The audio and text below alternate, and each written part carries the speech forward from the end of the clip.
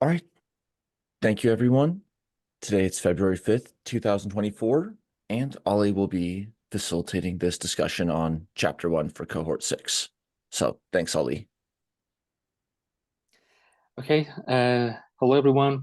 Thanks for joining for our first discussion for Chapter 1.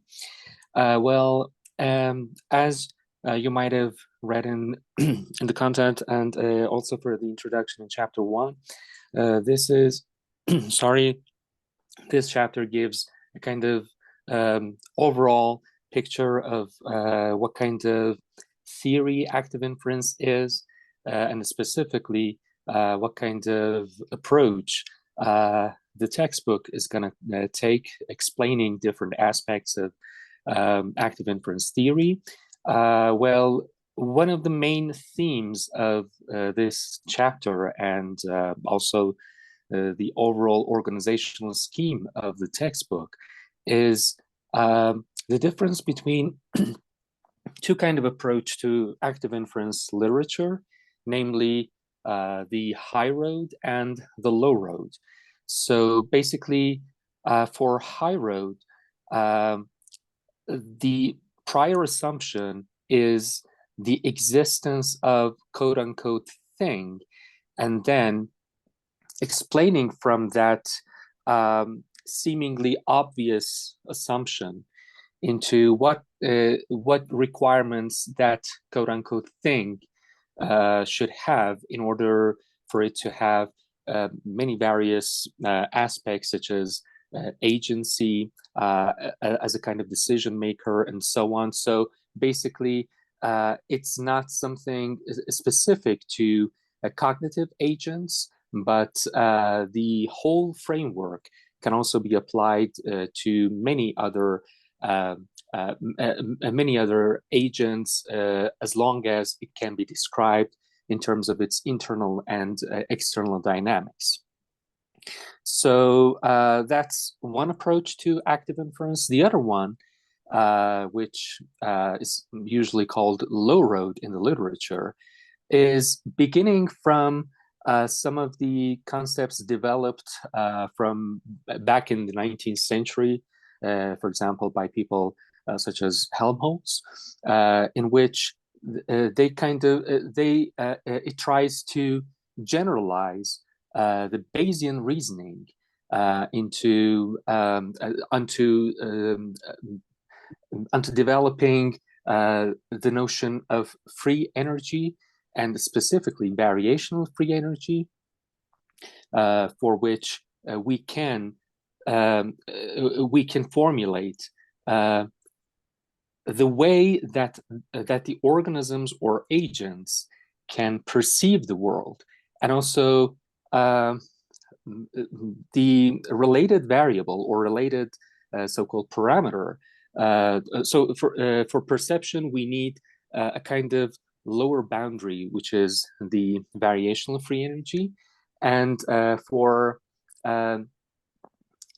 control or for decision making, we need another variable or parameter, namely expected free energy. So by describing these two parameters as kind of lower bound of certainty, we can again formulate how organisms or cognitive agents can engage in both perception and also action.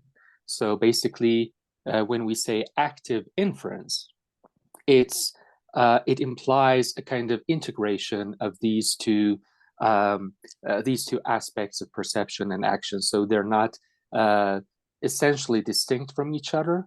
Both of them kind of follow a similar trajectory or similar mathematical technology, but in somewhat mirror or reversed way.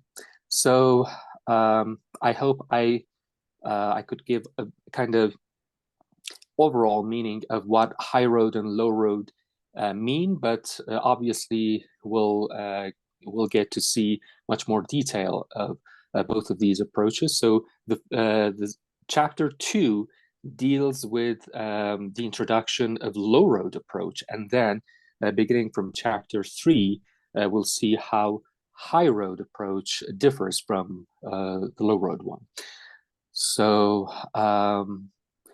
if anyone has any thought or comments or question on these two concepts, or we can go to the question section and see and discuss some of the questions posited there.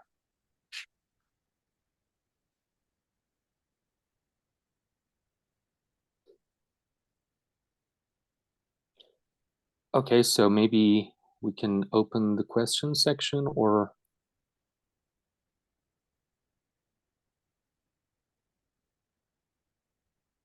go for it, Thomas. and by the way, yeah. No, on that question. So in the chapter, it talks about the fact that organisms or just agents can not, the motivation is to reduce surprise, but they may be not able to act on surprise directly, but instead on what's called proxies. Could you, and they see that's a variation, the variation free energy. Could you clarify what we mean by that, or just giving us some examples of that? Sure.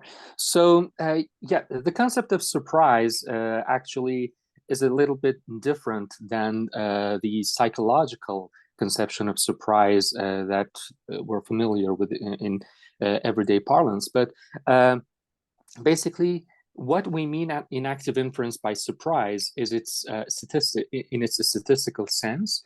So it's surprisal as a functional, and yes, so variational free energy is a kind of upper bound of this function, or this surprisal, this parameter, in which so the agent, when it engages in the act of perception, it tries to minimize this upper bound, or at least to somehow optimize its error, so that the KL divergence of its error wouldn't exceed this bound, this variational free energy. So basically, by specifying this upper bound, or this bound as an optimization parameter, we can deal with approximate Bayesian inference instead of exact Bayesian inference. So we don't need to exactly or precisely specify the divergence of the perception from the input data. Instead, we can specify a kind of bound to approximately minimize that error in order for the perception to have some meaningful, to have any kind of meaning for us in terms of its action, or any subsequent message passing and so on. So yes, here variation-free energy again is an optimization parameter.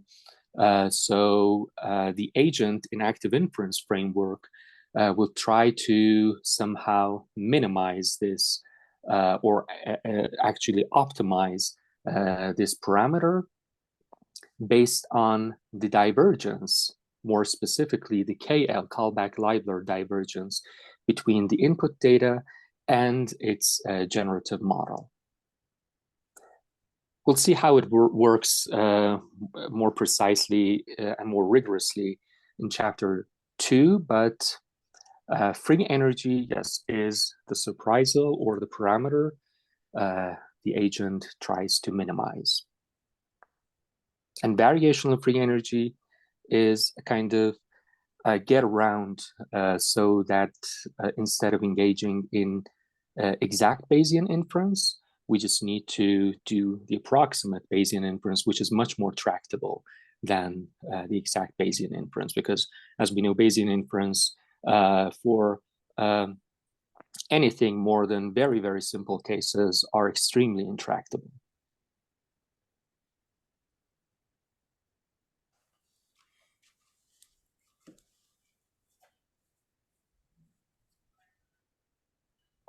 I had a quick question about that, if that's okay. Yes, sure. And by the way, it's okay if we need to put a pin in this and perhaps address it in a later chapter as well. I am interested in not being super familiar with that intractability problem. Do you know what it is that makes that straight up Bayesian computation intractable, and how does variational free energy get around that, or should we save that for a later time? Okay, so a preliminary answer would be, so in order to do an exact Bayesian inference, we need to account for every single parameter, every single variable that is relevant for any kind of real world situation. So as we know, when we want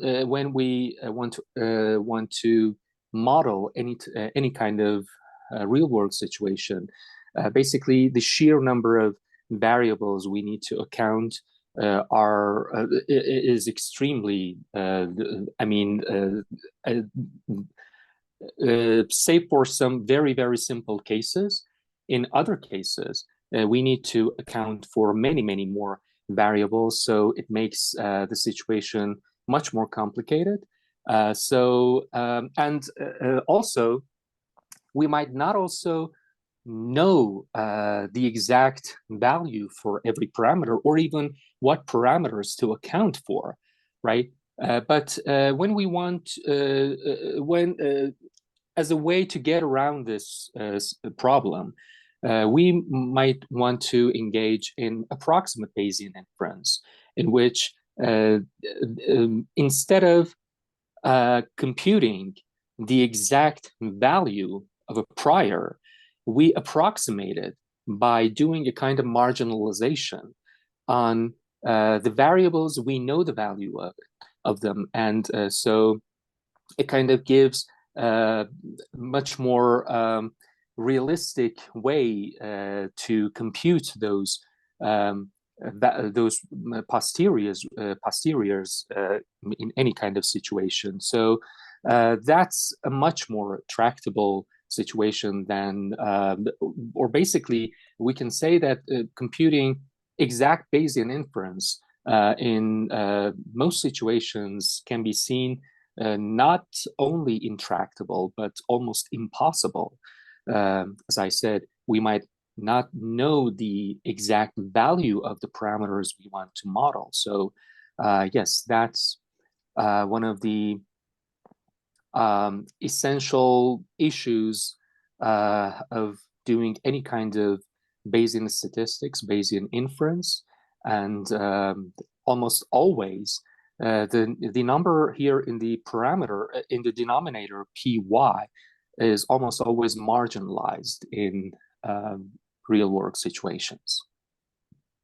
So that marginalization over py instead of the exact value of py is basically called approximate Bayesian inference. Fantastic. It was very clear. Thank you. Just to add like one more point there, because it's a great question. So like in the setting of Bayesian phylogenetics, X, the hidden state, was the real relationship among species unobserved, and then Y is a huge data set. So it might be millions of lines or something like that. The likelihood of that data set being observed, like Ollie said, like if you knew that, you'd kind of have already known. So not only is it a massive data set, but this question seems to require you to know what you already want to know. And then the variational inference, which is a computational heuristic approach that's existed long before active inference, like variational autoencoders. And the technique here is kind of like reducing to a certain family of models that only have a few knobs to fiddle with. Like I'm going to fiddle with the mean and the variance of this distribution, and that's it. And then there are smoothly, incrementally optimizable paths for this, for this kind of a problem that you can take in time incrementally versus this, which is just like a massive static problem that is intractable for sometimes a number of reasons. And so the approach taken to the action perception loop in active inference, just at a first pass, is to treat it like this kind of structurally fixed, though, you know, asterisk later developments, but just at the core level, is to treat it like a structurally fixed optimization problem rather than this sort of static number crunch. Much appreciated. Thank you. And also, as a side note, there's this fascinating preprint, which was, I think, released a couple of weeks ago, namely naturalizing relevance realization. So the concept of relevance realization by John Vervaeke is very relevant here.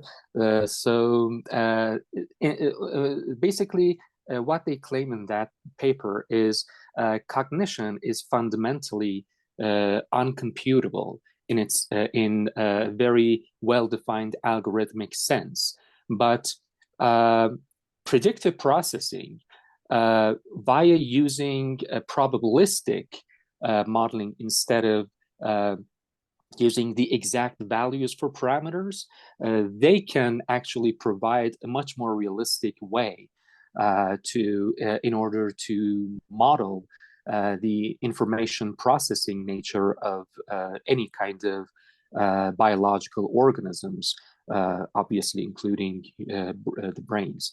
So I highly recommend reading this paper to, I think, yeah, it is this one. So yeah, so basically relevance realization, so what John Vervaeke means by relevance is exactly the parameters we need to model or we need to account for in order to meaningfully model the behavior of the organism, which is huge.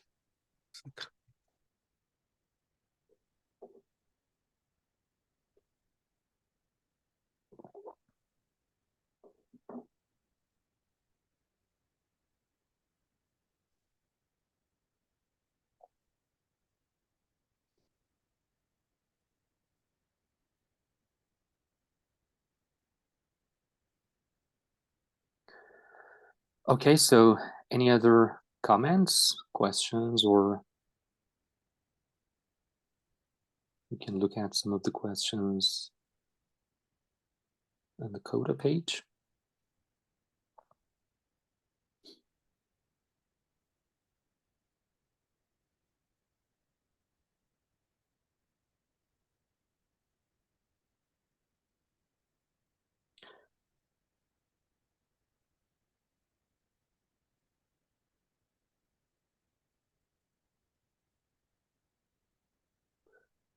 All right, so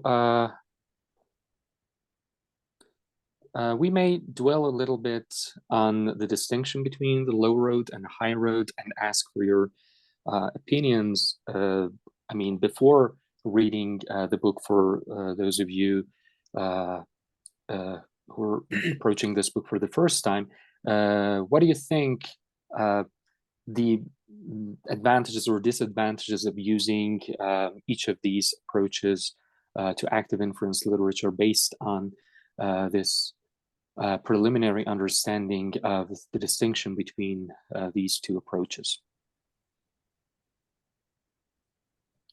Or which one would you find more meaningful, I don't know, more logical, and so on?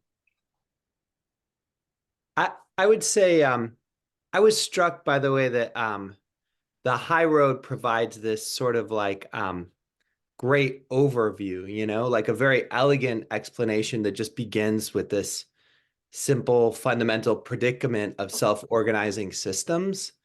So I find it very useful conceptually in that sense. I was trying to explain active inference to someone who's not familiar with it recently, and I was kind of talking about some of these concepts, and he said, "Yeah, but you're using mentalizing concepts, right?" And the agentic perspective that's introduced by the high road model, I think, is interesting, and I'd like to learn more about how this relates to this sort of ontology, like what the ontology behind it is, because it seems to really go against a lot of the sort of, you know, the approach the sort of deterministic, traditional approach where there's this gap between kind of agents and consciousness and mentalizing concepts, and then a world that's purely determined. Like, is there formal causation because creatures have evolved? That's a little mysterious to me. So that's what struck me. Great, thanks. That's a great point. I mean, as far as I know, one of the main discussion points of whole active inference literature is exactly focused on kind of unentangling what kind of metaphors they use and making them more precise. So I agree that some of the metaphors used in active inference can seem at first kind of, I don't know, appealing to a kind of panpsychism kind of approach, or I don't know, make them a bit more anthropocentric than it really is. But it's important to keep this point in mind, that some of the terms used in active inference are used in their very technical and mathematically rigorous sense. So, for instance, there was a debate around the use of the word sentience in one of the papers which was published a few months ago. So the way active inference literature uses this word sentience is actually specifically and rigorously defined in some of the papers.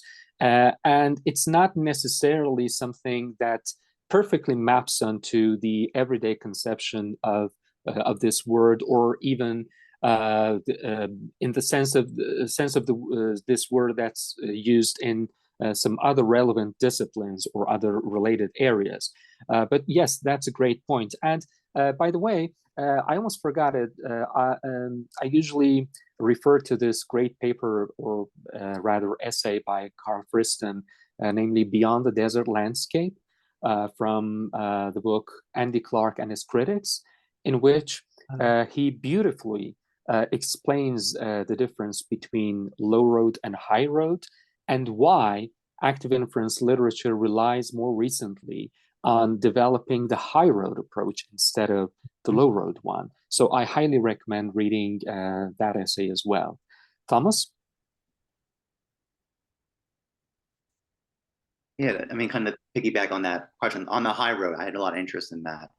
I don't have experience knowing about Markov blankets. I think that seems very clearly one of the major definitions of what we're getting at there. So I can't make a comment about that yet. I imagine we're going to talk about that in future chapters. But when I was reading that, I'm reminded from Plato's Meno. There's a discourse about the definition of figure. And and using a very particular mode of a discussion about to talk about defining what color, coming as a follow-up of figure. So, and there's a discussion of limit. In fact, even Plato's character has a very particular kind of nuanced discussion that could even challenge the discussion what limit is. So that's just more just meditating on. I think that's I'm interested in hearing more about that at this point. Yeah, we'll definitely come to Markov blanket in chapter 3, and hopefully we'll have an extensive discussion around that essential concept. And I agree, Markov blanket holds central place in whole active inference literature. So thanks, Daniel. Great. Jeff? Yeah, I'm just reminded, not from the last bit of conversation, but just a little bit before that. And I'm sorry, I'm jumping in the middle here. But I'm just reminded of Wheeler's participatory universe. Wheeler's participatory. Okay, so interesting. You see, I'm not very familiar with Wheeler's work, but as far as I know, some of the ideas from, some of Wheeler's ideas, and specifically the bestowing a kind of fundamentality to the concept of information, which is one of the Wheeler's, as far as I know, main arguments. Is very, very similar to what Bayesian mechanics way of modeling the physics, and I don't mean just physics of belief, but actually physics of everything. So I'm not sure if you've heard for Bayesian mechanics, but it's a kind of new way of doing even fundamental physics, not only as a way to model cognitive agents, but it is much more fundamental than that. As the works of people like Dalton's Active would show, this new kind of approach to doing physics is, in some sense, perfectly congruent with everything that has come so far in the history of fundamental physics in terms of its classical physics, quantum physics, and even for modeling dynamical chaotic systems. So yes, the notion of fundamentality of information, or rather the fundamentality of belief in its statistical sense, which is a kind of a modulated information, is a kind of information that has a specific probability distribution, is central to almost everything active inference related or FEP related. So yes, I think they're closely related to Wheeler's work as well. And also, obviously, Chris Field's great course on in physics as information processing has some great discussions around that point as well. I'm editing the journal right now. Yeah, Jeff, that will be awesome to see some connections with the Chris Fields. And to make a comment on this, I think cognitive science, in a way, is looking for that kind of qualified description of things in their environment, figure and ground, and agent and environment, ecological psychology. And there are various, like, seemingly overly simplistic to the point of losing their epistemic or pragmatic value theories, like theories that might be criticized as like, for example, even in this discussion, words that have been brought up like mentalizing or anthropocentric. So clearly those could be taken to a level where it's like, yeah, we out mentalized where it's not even useful, and it's anthropocentric where it doesn't even apply to this or that. Or the other way around. And then also anything that's part of our behavior and experience, it is coming in some way through the apparatus of the person. So it can only be escaped so fundamentally. And so sometimes there's a movement away from so-called anthropocentrism, but then it's like, if it doesn't have us doing that theory, then what is that really even trying to describe then? David? Yeah. Hi, good morning. Yes, I just wanted to see if the mouse utopia studies would fall into this dynamic as well, performed by John Calhoun in the 60s. I'm not sure if you're familiar with the studies themselves. In terms of the behavioral modeling, because they do describe it as a collapse in behavior. And in terms of predetermined, utopia from a different experiential point of view, and then seeing how that deteriorated despite the constraints on the model itself. Wanted to know how that might speak towards, the behavioral modeling itself, and the collapse function, how that might be related to the Bayesian mechanics as well, in terms of defining an environmental space, for another active group of agents, for example.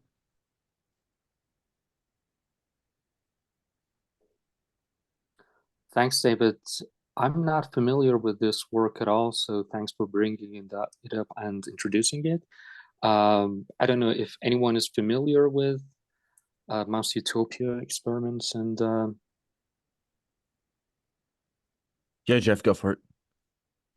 No, I that leads directly into I think Markov blankets and the holographic principle and layers of separation between agents and the translation that has to occur at every hop, right?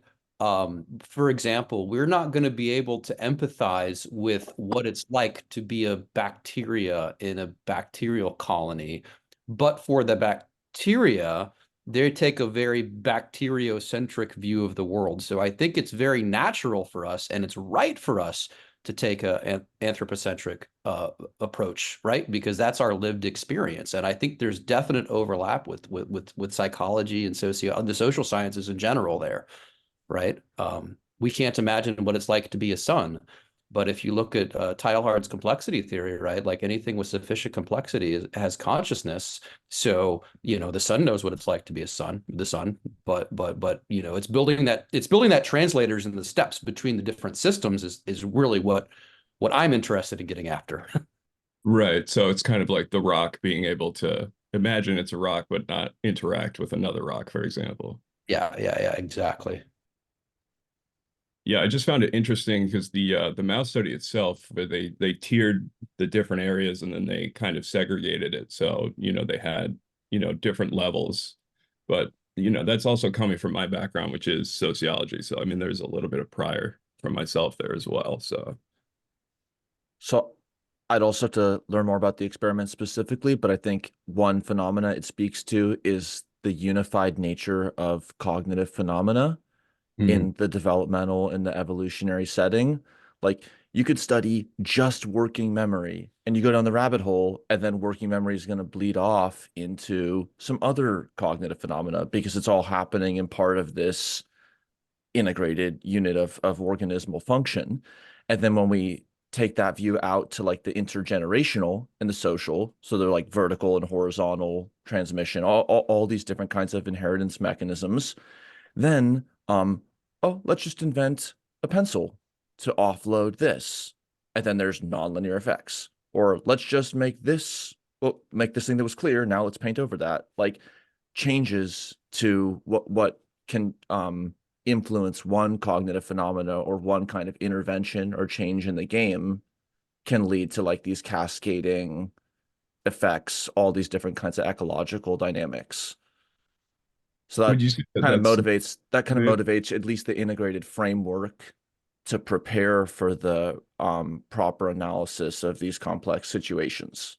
Mhm. Eh,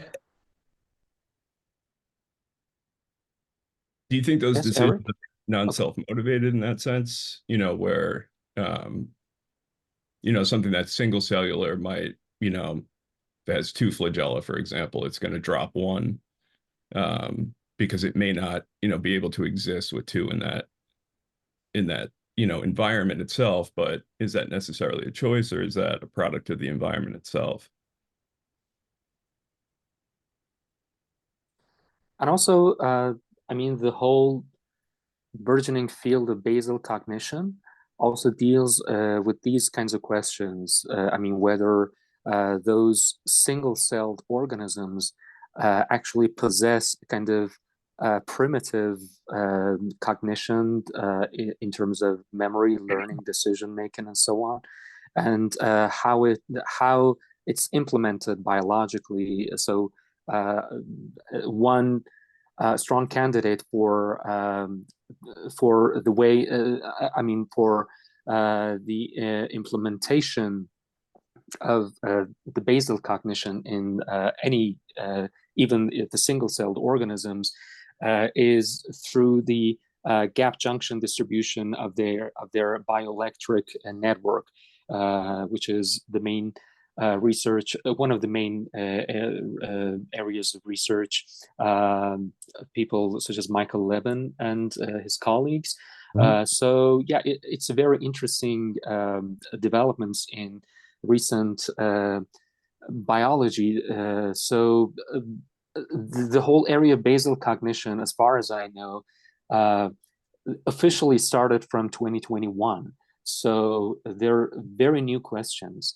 And obviously with the mainstream biology concerned on the modern synthesis approach, it's a long way to somehow nudge the paradigm and to make a true paradigm shift in biology. But it's happening, and I believe they can lead to some really exciting new work in this area once we escape the traditional gene-centered view of the organisms to the more holistic and organism-centered ontology.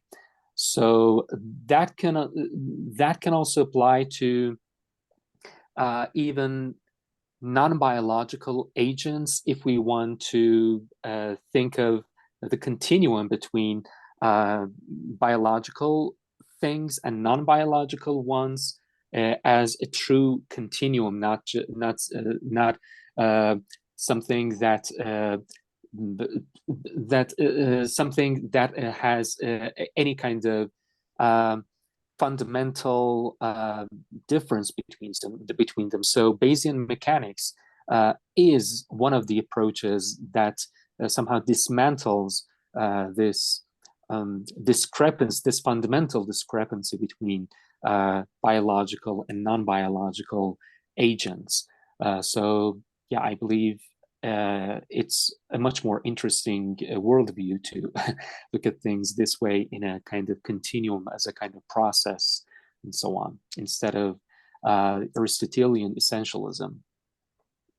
That's great. I'll just add one more thing. I don't want to give too much input, but you jogged my memory on something related to something I was thinking about with Levin's work as well, in terms of, if you have a more macro level, like a human being, for example, and you have an accident or something and a limb needs to be removed. We have this, phantom limb, we call it, where the individual still feels like they can move the limb. The limb might still be there, but, it has been removed. So obviously there is some memory there, but we also know that we have neurons, and extremities in our bodies. To what extent is that, a mechanic of just cognition, or is it also a mechanic of the potential energy that was lost in that space, for example? And would we be able to pinpoint that kind of thing with the technology we have now to try and replicate that on a smaller scale, to kind of find that, bioelectric signal or whatever else might be going on in terms of,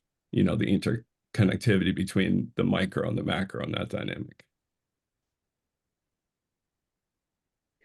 Thank you. Great. Okay. Cohen, I noticed you had your hand raised, if I'm not mistaken. You want to add anything, or Jan?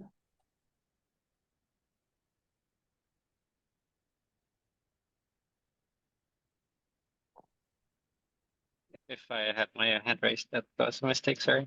But I yesterday I listened to the Friston and Levin talk, and it seemed super interesting to me that Levin thinks that, like, he has simulated some systems where, like, some genotypes understand that other agents share the genotype, and they fare much better, and they communicate much better with agents that are very similar to themselves.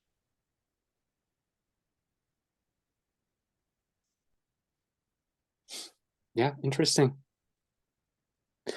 Actually, we'll have a lot more to talk about all of these things in the coming chapters. And as I said, it's one of the main focuses of active inference, especially from its high level approach. So I'm excited to hear all of your opinions on all of these matters as we come to those points as well. So Jeff, did you want to add anything, or Yeah, My background is national security, military, and intelligence community, and working overseas, like for the U.S. military. And there's a massive problem right now with security classification, and also with enterprise IT and cybersecurity.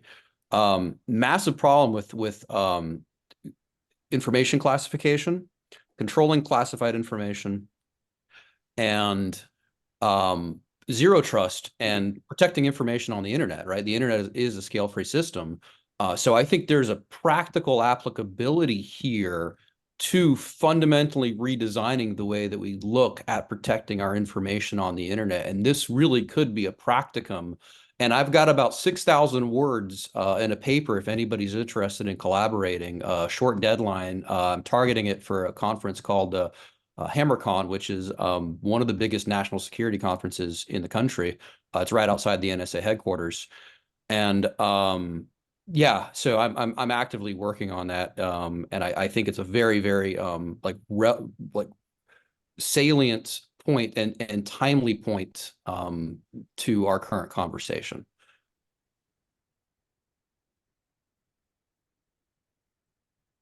Very interesting. Thanks for bringing it up. If anyone is interested in collaboration, that would be exciting and great. Okay, so quick question. Sorry, Elliot. What would be the best way through this group to be in touch about things like that in the future? I'm not sure, Jeff, if my background would be especially helpful on that, but I'm just curious about like what's the sort of best practice on how to link up for that kind of thing, if so. I'll just answer it. On the Cohort 6 page, you can add like a row with your contact info. You could also message someone in Zoom if you're synchronously here, or just find any other way. Another option is to write on the projects page, and that can include your contact information. So if you want to kind of check out other people's projects or plant your own, here, if you want to kind of just do it more personally at this page, also understanding that everything that's in the textbook group document is like open essentially, and just contact each other and enjoy beyond the halls of the Institute. Awesome. Thanks.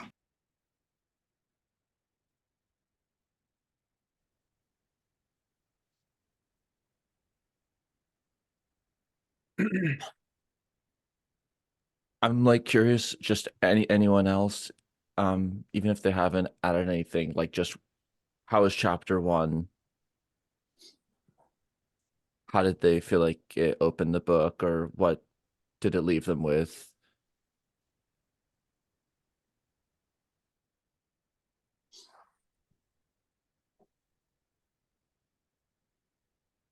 yes, Petra.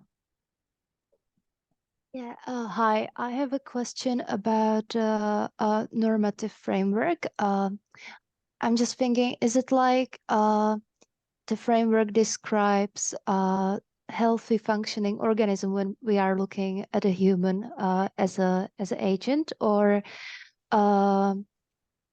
is it meant differently? I'm thinking in a context of psychopathology, when we are talking that the agent's model, generative model, is somehow sub-optimized, whether it is connected with this normative aspect of framework. Does it make sense? Sorry. Great question. Great question. Thank you. So I'll take a first step. So you see, the use of this word normative here in active inference literature and also in the textbook is somewhat, I think, defined in the notes. If yes, it was in page on page 267. So here it says the term normative means there is some evaluative standard against which behavior can be scored. Active inference is normative in the sense that perception and action are scored by free energy, a quantity we will unpack throughout this and the next chapters. So as I said, again, it's more technical sense of the word normative, and it's not necessarily congruent with other connotations or meanings of this word. So basically, the reason the word normative used in active inference is to refer to this central parameter, namely free energy, as the main optimization parameter around which all the other formulation and mathematical formalism revolves. So that's basically, as far as I understand, the meaning of the word, the adjective normative in active inference literature. But I'd be happy to hear any other opinion on that matter as well. Thanks, Ali. Thank you, Petra. I'll just add a few other points, especially in the social and human. There was some great discussion on this question of normativity in the social sciences course with Mal Abarasan and Ben White and others and Avel last year. So especially in the it is an interesting question, and one that also people have specifically looked at in the psychopathology sense. Like Karl Friston and Thomas Parr, two of the three authors on the textbook, are clinicians. And so there's a lot of discussion about like, well, what does it mean if it's Bayes optimal, but it's DSM diagnosed? Like how is it, what is it that's going right or wrong? What's optimal or non-optimal? And just different ways to talk about like, well, it is optimal, like under this memory parameter, this behavior can be understood as optimal. And so that's a kind of like narrow Bayes optimal, but then that's just what prepares for the discussion. Like, but then the context, this is not aligning with their preferences. So it's a great question though. And also like just the is and the ought. And oh, well, active inference can be applied to this system. You know, we know it can be applied to any system. Oh, it can be applied to a company. So it ought to be this way. But a framework that just describes how things are, how do you go from that to how it ought to be? And also, again, as a side note, I will refer to Mark Pickard's work as well, because much of his research is concentrated on, again, the development of what it actually means for an organism or an agent to have a normative perception or a normative action. And what it means is a kind of goal-directedness action, or a kind of intentional action, or as what Terence Deacon would call intentional, not necessarily intentional. This kind of normative perception or normative action, as Pickard develops in many of his papers, is the sense that this kind of intentionality is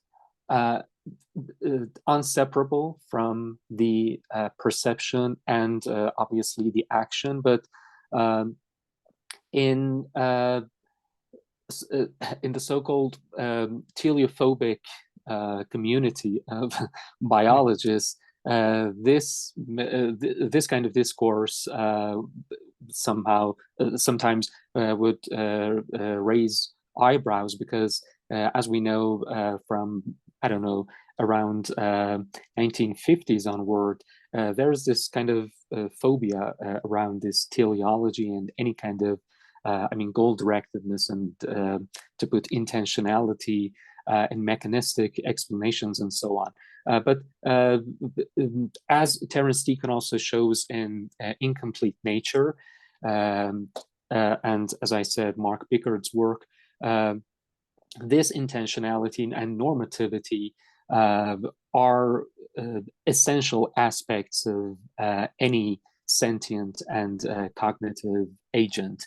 And by agent, I mean anything from single-celled organism to, I don't know, much more complex ones. So thanks for your question. Yeah. Oh, yeah. Great points, Ali. And to kind of connect the like what you described earlier about the teleology and teleophobia, and the Deacon and the absential nature, the idea that there are systems for whom deterministic accounting of their connections accounts for their behavior, like a pendulum or something like that. But even a system like a pendulum could be described as like this absential movement towards.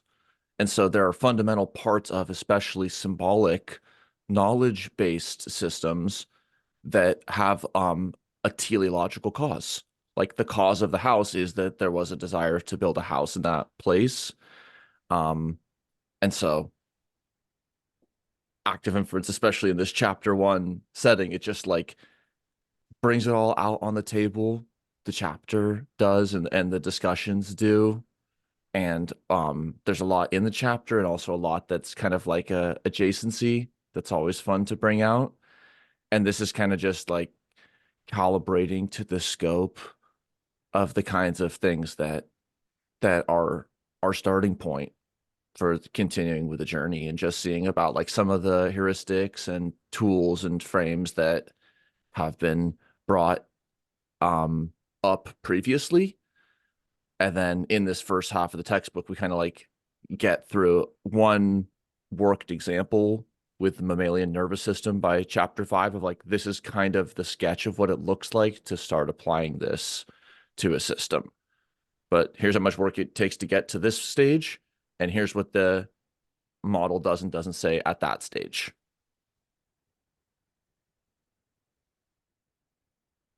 Thanks, Daniel. Okay, so at our final minutes, I'd be interested to hear, now that you've read chapter 1, what do you anticipate or what do you hope to gain from reading the textbook all the way through?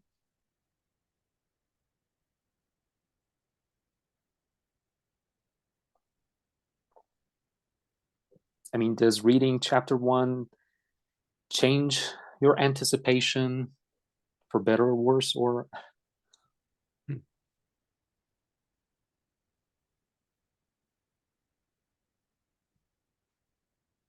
Yes, Esmail?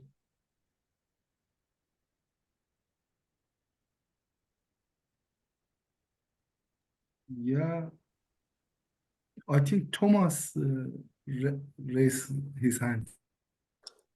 Oh, sorry, I have some problems seeing the raise hand. Okay, Thomas, thanks.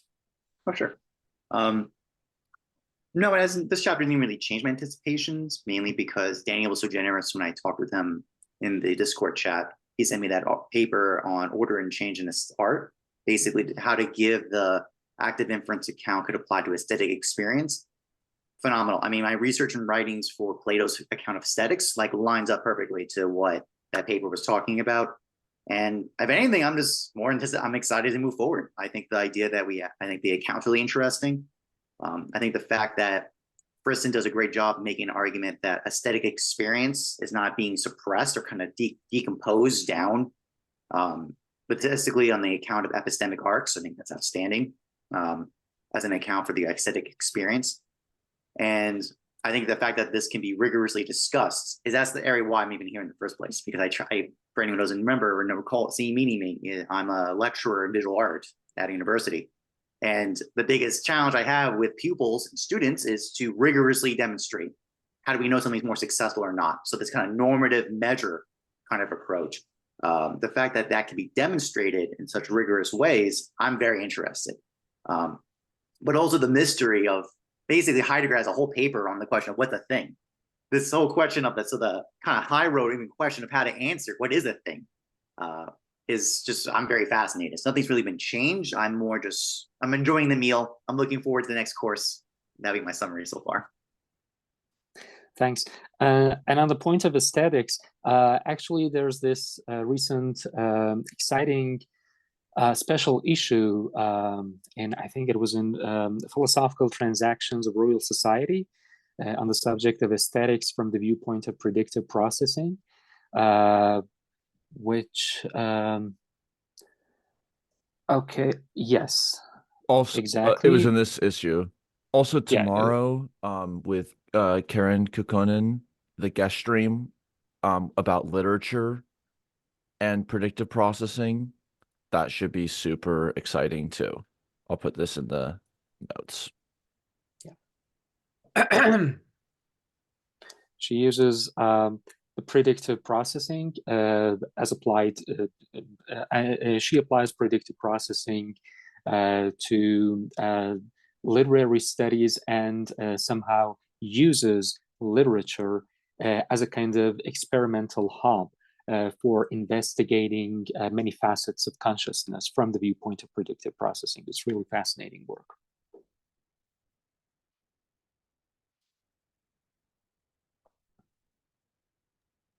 Awesome.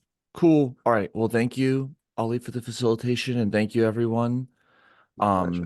Next week, we'll continue to discuss chapter 1 in the later time period, or feel free to come at this time again, and we'll be talking about chapter 6, the recipe for generative modeling. So thank you all. Farewell. Thanks for joining, everyone. Bye.